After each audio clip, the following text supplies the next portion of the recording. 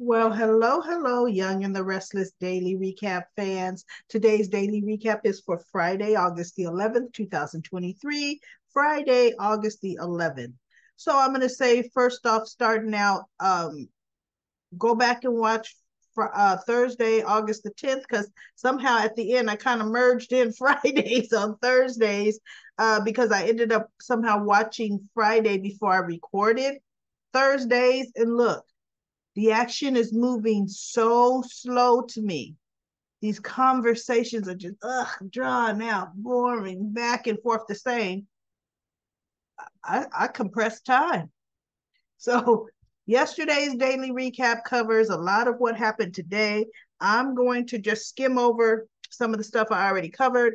Yes, today's the day Audra she had text Nikki, and Nate had just walked in the office with her and Victoria, and she goes, "Oh, that's strange." And Victoria's like, "What?" She goes, "I'm getting a text from Audra. She wants to meet with me." So Nate is looking, but trying to keep straight face. And that's when Victoria gets there. And Audra has the nerve to start off by saying, I would like an assessment of my job performance. Nikki looked at her, said, "I don't like being played, and my time is valuable. What did you really call me here for?" Boom! We're not even going to play. That I'm going to go down a checklist of your job performance. You don't directly report to me, right? No. So anyway, that's when Audra goes and pitches the idea, and Nikki gets suspicious, right? She tells Victoria that, right? So then Victoria tells Nate it's a no-go. And Nikki came back in and she was saying, it was almost like she was saying the exact same. She saw Nate at the elevator. Said, "I just came back from meeting with Audra, and she says that she hasn't talked to you about merging Newman Media with McCall, but your conversations were both of your conversations were almost identical. Suspicious to me." And Nate says, "Well, no, I have not talked to Audra about it, but no mind, Victoria just said no, that she has decided against it. And I'm going to tell you, like I told her, I am not going to bring it up again." And he turned and he walked away from Nikki and got in the elevator. And Nikki's just looking at him like, right, watching you. And as the elevator door closes, Nate's just like looking. And I thought, oh, Nate, remember? Like it was even when Victoria says, "You know what? I've decided against your idea." And he goes, "I can accept it. Remember? Remember? They accept all my brilliant ideas, all of them. Because every idea I have is brilliant and will be accepted." Well, guess what? You got your first no, Nate. You got your first no. Go. So that's when he goes into Audra and he's like, "What did you say?" And so he told her, "No, no." Now Nikki is suspicious, and he had already told her, "Look, I'm walking a thin line here myself, and I'm going to take care of me. I'm going to make sure my position is solid. I went on out a limb to try to help you." And so she goes, "And I'm grateful, but now I'm screwed. I'm now Adam has got me right where he wants me." Oh, poor Atra. No, girl, you ain't screwed. Go screw him. But you do best. You sleep with the boss. Go ahead, preemptively use your feminine wiles. Because, see, everybody wants Audra. It's like when Tucker tried to warn her, "Be careful of Adam. I can handle Adam. Don't worry about it." Right? Oh, Victor even said, "Be careful of my son. I can handle Adam Newman." And Victor's looking at her like, "Huh, you think so?" Now she knows. "Huh, you think so?" Like I said, handle him the way you do best. So, because, and then look, Adam will take it and still won't change his mind. Let her sleep with him, still won't budge him. Mm-mm, not at all. Period. So that was recapping what I said yesterday. That happened today. And now we have you want to know what's interesting and really pisses me off? Daniel and Summer. They both got the text from Phyllis to meet him in the park. Daniel comes to Phyllis Summer's room. Daniel and Summer. They both get a text from Phyllis to meet him in the park. Daniel goes to Summer's room and he's talking to her in the room first. Did you get a strange text from mom? She's like, yeah. And they're both talking about, do we even want to go? Do we even want to know? And this, that, and the other. They're so sick of her. And I'm like, now you guys were all broken down when you thought she was dead. But granted, they thought their mama was dead until they realized she okey doked us. And then she watched us grieve. So, that kind of changes things, doesn't it? It's almost like, when a wife catches their husband cheating for the 10th time, and this time she's through, she's truly had it. Because, 1 through 9 wasn't enough, but the 10th time did it for me. And then, doggone it, doesn't that man get in a car accident and die? All of a sudden, he was the best husband, best father. Oh, no, not Jim, not my Jim, right? And then you find out a week and a half later, Jim okey doked you. He watched you have a funeral for him, watched you wailing and crying, the kids crying. And then Jim is alive, right? You ain't wailing, oh, my Jim, right? Once you get over the shock, you like, okay, you know what, son of a gun? That was the 10th time I caught you cheating. Not to mention when you faked your death, you were off with the chick that you was cheating with, me in the Caribbean. You in the Caribbean with her until you decided to come back. Oh, heck no. But anyway, that's off topic, y'all. That's off topic. What killed me was those two had the nerve to come down to the lobby by the whirling doors. And Summer says, what's worse, it even gets worse, Daniel. Do you know McCall is the one that brought Carson back here? And they kind of look, I said, are you guys stupid? Or are you just dumb? You're going to say confidential stuff, Summer, to Daniel, who can't hold water.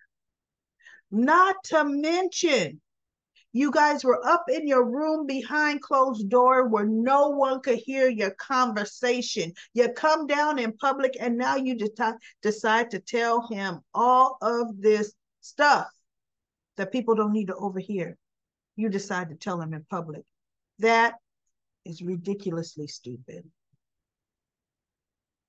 And then she went to Adam so Adam could help get her from under Tucker McCall's thumb and blah, blah, blah. And I'm thinking, is everybody forgetting?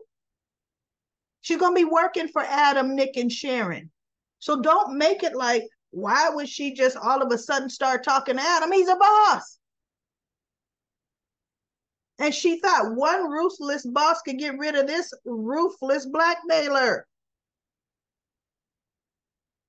I would have went to Adam too. Couldn't have been Nick. Nick would have been too judgmental.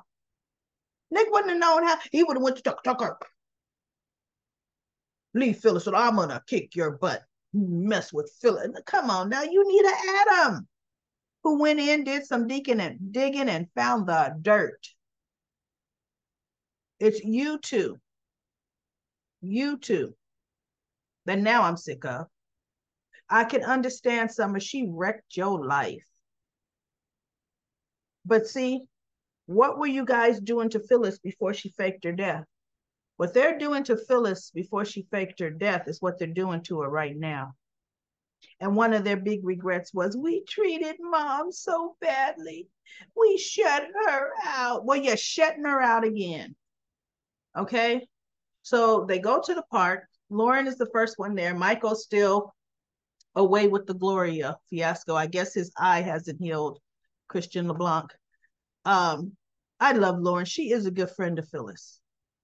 And Daniel and Summer walk up and they could hear Phyllis talking about, now that I got my freedom, I'm this, that, and the other. And they walk up and Phyllis has the champagne bottle. She's standing up and she goes,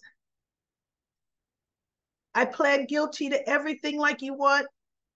I threw myself on the mercy of the judge and I got my freedom. And they're like, wait, what? I pled guilty to everything. It's going to be no trial. And by the way, Summer, Christine has put it in writing and she's not going to press any charges against you like you wanted that. She's not. You're protected, Summer. And she's like, yeah, I did it. I did something right for once. And they're looking at her.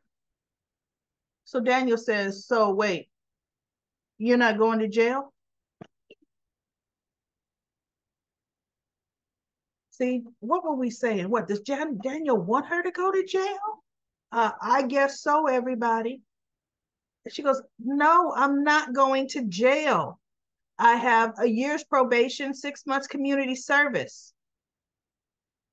So they look at each other. Summer says, this isn't at all what I expected, and they look at each other. She goes, wait, what's going on between you two? And Lauren is just looking like, Lauren's heart was kind of breaking for Phyllis. It really was. And actually, I felt bad for Phyllis. I sincerely did, everybody, because I'm thinking, wait a minute, y'all. She did the right thing. You guys were doing all this talking about she don't know how to do the right thing if it fell in her lap, or she did. As you guys are backbiting and talking, she was pleading for her life and mercy in front of a judge. She did. And they're not even recognizing it. They're not even recognizing that she did. See, now, Summer is right. Look, I was willing to throw. She goes, we still have some concerns. Carson came, that was awfully convenient that he said what he said and got you off. I mean, was that even real? And when she said that, I wanted to reach through the computer monitor and slap her herself. What the heck difference does it make? Because what was Summer trying to figure out to do? She wanted to find Carson, pay him to lie for Phyllis. Summer told Daniel, she told somebody else, I forget who else, that's what she wanted to do. Oh, now, I don't know. Is it true? Shut up. What difference does it make? You didn't want your mother spending the rest of her life in prison. Shut up, both of you. Well, you know what? We're glad you're free, but we're done. Phyllis is like, wait, what do you mean you're done? We're done with the lies. We're done with you working, you telling us one thing, but really you working your own agenda. And I'm saying, because I can't tell you nothing, Daniel. You're going to run with your self-righteous self. You're going to run and tell the world.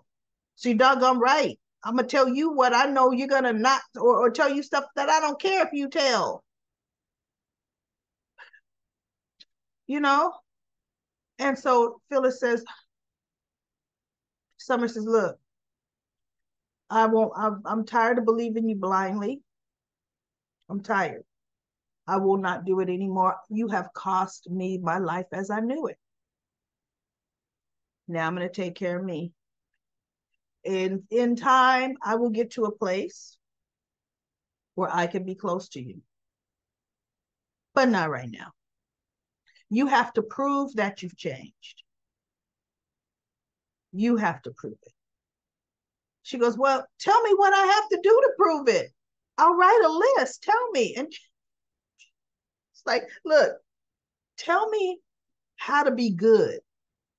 Because I don't innately in myself know how to be good. Somebody's got to write a list down. Blackmailing someone, not good. Plotting revenge against someone, not good. Telling blatant lies to your kids, not good. The only lie that's good is, you know what, you look at me and say, you know what, Daniel, you looking mighty handsome today. I love that clean, unshaven thing you got going on. That's the only lie you could tell. Summer, I really love that washed out olive color on you. Girl, you rocking it. See, that's the only kind of lie you could tell. But, you know, in other words, look, I'm committing extortion. I'm breaking into somebody's phone records right now that I shouldn't be. I see, no, not good. Phyllis don't need nobody to give her a list. She needs to know. She needs to know these things. She's going to go to work for Adam and the crew. They're getting ready to rename the business. He's like, how about Newman Media? Sharon looked at him like, Adam, let's be serious. So don't start no mess, Phyllis. Don't guff up the works. Don't, no. Okay. So they leave and Phyllis is bummed because Summer's like, you think some cake is going to fix this? And I thought, well, girl, then eat a sandwich. She's got sandwich and those funny looking cookies. Go eat that, right? You don't have to have no cake, but take the olive branch. She got champagne. Both you and Daniel been guzzling it early in the day, especially Daniel. Anytime you see Daniel, any time of the day, Daniel drinking. Let's be real, everybody. He is. Okay. So they leave and Phyllis is sitting there and Lauren is trying to cheer her up. Look, my friend, they'll come around. They want to see you've changed. Phyllis is like, I'm going to, or wait, I have. And I'm thinking, no, you haven't. What have you done to show you've changed? You just got out of a mess. And so that's what Lauren said. No, listen, you just climbed your way out of a colossal mess. Now it's time to get to work, Phyllis. Now it's time to show them and everybody that you have changed and people will come around. Because my friend, I know you can do it. And so she told her, but that was brutal, right? She goes, yeah, it was a little rough. But they're your kids and they love you. They love you. Don't forget that. See, they didn't tell her, we don't love you. You ain't even our mama. They didn't say none of that. They're just not going to get wrapped into her orbit. Especially since we don't know what direction her orbit is going to go in. Nobody actually does. I wish she had her hotel. I hate the fact that Phyllis sold her hotel. That was the best thing she had done, was at Grand Phoenix. So anyway, her and Lauren were eating cake and, celebrating, and pretty much that was it. So we shall see. Daniel's looking at Daniel and Summer go back to the jazz lounge, drinking. Summer with her martini, Daniel with whatever his stiff one is, right? I don't know what alcohol is his favorite passion. And they're talking about, can you believe that? Yeah, look, she's going to have to just do her now. And I said, yep, I remember you two banded together before she faked her death saying the exact same thing. So everything went truly full circle, didn't it? And Daniel goes, you're different, Summer. She goes, I am different. And things are not going to be the same. I am. I'm starting on a new path. And I'm thinking, good. Be fearless. Be Summer. Don't be everybody's spineless person, because Summer has never had a true identity. Let's be real. Summer has always been, yeah, she used to be bratty, but her brattiness was mainly to Kyle. It really was. the back and forth, the mind with Kyle. Summer's never really had an identity, or a type of person. Wow, that's Summer. Now, Abby, on the other hand, they have flipped her switch, because Abby was the kind, I'm coming in a restaurant riding a horse naked, y'all. Take all the pictures you want. I'm the naked heiress. That was Abby. Abby was woo. And then Abby became business owner, restaurant owner, getting half the money from Devon to be her partner. That was her vision, and she made that society where it is today. See, Abby did some things. Summer now has Marchetti. She's now in charge of Marchetti. Let's do some things, Summer.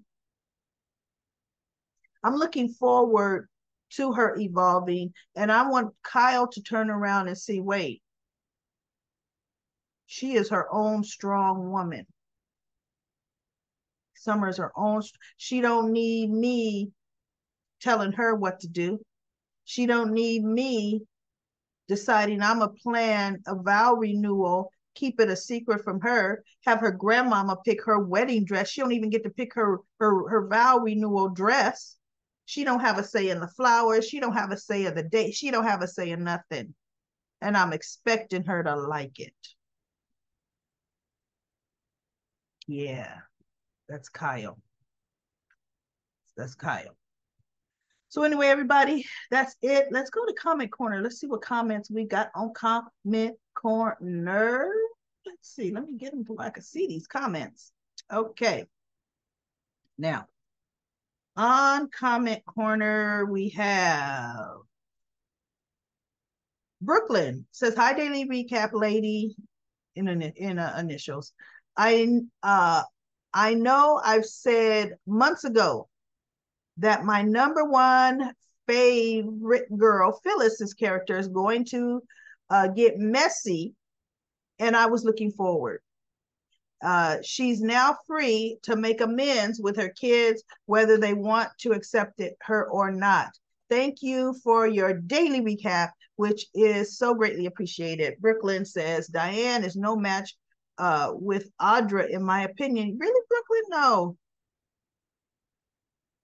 How long have you been watching? Have you been watching it back in the day when Diane was on the show? Because, Diane could do some things. Yeah. That's why Diane is going to be trying to cut the head off of that snake, Audra, right? Brooklyn says, Audra is a snake in the grass. That's right. And Diane was even worse. But I'm loving her self-preservation. And she's not going down without taking someone with her. It's too bad she didn't even look at Nate and say, I wonder how would Victoria know with your plotting and planning. But see, that would really cut her nose off the spider face. She's not going to do that. She's not going to. Anita says, Audra and Diane playing one another is very interesting. Diane is going to kick her verbal butt, really proverbial butt, her verbal butt. It will continue to get even more entertaining. I'm looking forward to more subtle verbal catfights with Diane and Audra, with Audra and Diane. Yeah, what's going to happen? Kyle's going to bring Audra home. Diane ain't going to have it. Jack's going to be, right? Or they're going to run into them out at the GCAC, and Kyle either will invite them to join them, or Jack will invite Kyle to join them, and you'll see the Diane and Audra show. So it's going to get good. LaShunta says, Nate went hard for Audra. Nikki got mad, now she's suspicious. If you think about it, it makes sense. Now, Vicky is going to was going to merge, but because Adam said it's no. Jack is so stupid. Diane's everything. I think Billy's going to think about Diane wants his job. Now she's turning Jack against Billy. Billy's telling the truth. Remember, Billy was against how Jack promoted Diane. That's true. I like seeing Audra squirm. Victor and Tucker warned her about Adam. They sure did. I can handle Adam Newman. No man can resist me. Audra made Nikki suspicious. For Audra to be so smug, but she's got to have these men fight her battles. I knew Diane wouldn't like her. She's too much like her. Disrespectful. Oh no, Diane is not going. Sherry says, I doubt this is the end of Carson. Carson will show up 5 years from now while Phyllis is on top of her game. You're 100% right. Carson is going to come back and try to blackmail Phyllis. Yep. But see, and instead of falling for the blackmail, you tell them, go ahead, recant your story, because that's going to put you skated. Unless Carson is actually going to do some serious jail stuff, but I don't see it. I don't see Carson doing jail time, because they're making it such a non-entity, as if nothing happened to Carson. All they did was get his written statement, because remember, to date, Carson has disappeared. Tucker moved Carson. So Carson is not in police custody. Now, Carson might come to Phyllis and say, hey, I need that 500,000, or that whatever Tucker promised him, a discount on it. Like if he promised him $1 million, which I doubt, if it was 500,000, say, I need that $250,000, because I did come back and I provided a false story for you. And Phyllis should say, let me tell you something, my man. You actually did do me a solid. But understand this. If you ever come back, because no, there's $250,000 in cryptocurrency that I'm going to pay you in. Because see, it ain't coming from, because Phyllis ain't broke. Carson, what's this guy's name? Stark took half of her money. He transferred half of her money out of the account. But she's going to have to pay back the insurance fraud. But guess what? I didn't think they had time to file the papers on that. And insurance companies don't work that fast. But anyway, whatever. I'm giving you this in crypto because it's untraceable. You're going to have to figure out how to get it out of crypto land. And just remember one thing, Carson. What happened to Jeremy Stark? And who killed him? So don't come back.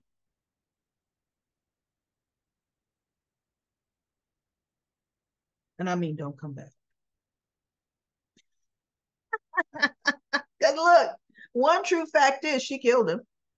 So, Mr. Blackmailer, when I'm pushed up against the wall, but pay the man for the lie. Because if you don't pay him, and he did do some time, that ain't a good look. That means he did it for free and nobody was taking care of his mama. No, this wasn't free. I didn't do this because I like you. So anyway, we'll see if we just forget about it. And if they never mention Carson again, he's coming back later.